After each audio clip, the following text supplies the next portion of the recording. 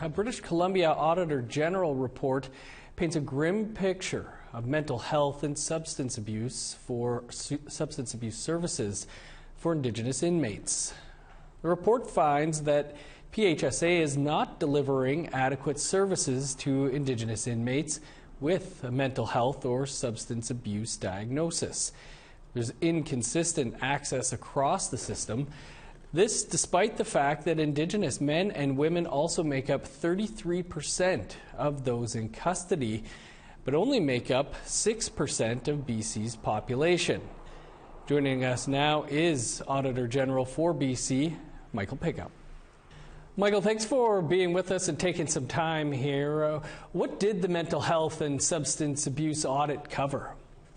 Sure. So it really looked at the Indigenous population in correctional facilities within British Columbia to determine if the PHSA, the relevant health authority, was providing the services that it wanted to provide to this group of people. So what were some of the findings and recommendations? Yeah, sure. So we looked at, sort of from intake, people coming into the correctional facilities through to discharge. And what we found was that 40% of the people, there was no sort of formal plan approach, recognizing that Indigenous people that come into the correctional facilities here in BC, 90% have a mental health or substance use disorder, or in fact both. So 20% of these folks coming in had a plan for some services in place, and only 40% had a complete plan. So that is sort of from the time you come in to the treatment that you receive or the services that you receive while you're in the correctional facilities. Your report mentions gaps in monitoring and oversight. What does that do to? Yeah, so I think one of the big things here is sort of, looking at supervisory review. So there are files, there is an approach that the PHSA has put in place. Built into that, one would expect, and they would expect a certain level of supervisory reviews. So what we found of the Indigenous offenders that are in the correctional facilities, we found that 34% of those files we looked at, there was no supervisory review.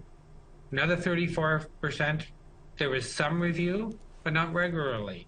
And then the final sort of, roughly 1/3 were reviewed on a regular basis. So when you consider that, only 1 out of 3 files for Indigenous offenders in these correctional facilities were being reviewed on a regular basis.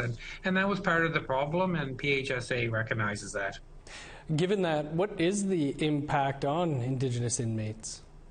So recognizing again that, Indigenous offenders are coming into these correctional facilities, let's say 9 out of 10 people have some significant issues in terms of mental health, substance use. So the expectation is that these things exist in order to help people, including, I might want to add, the importance of discharge plans.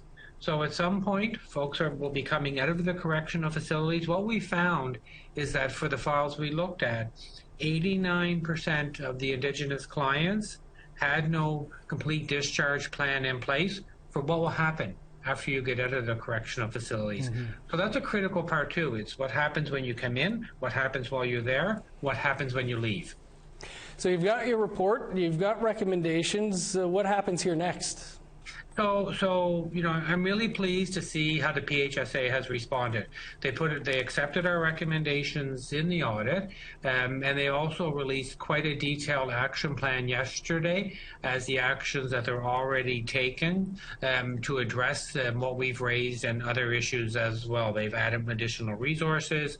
They are changing things. So I'm really hopeful, and we will be back to follow up.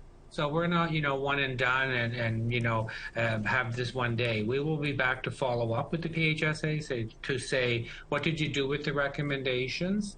And we will report that to the legislature and all people in BC to say, this is what happened after. Well, sir, appreciate your work on this and for taking some time for us here today. Happy to do it, and I might also add for your info, if it didn't come up, I am Canada's first Indigenous Auditor General, so this is very important to me, the topic of Indigenous offenders, professionally and personally as well. So I did just want to add that is partially why this is so important to me.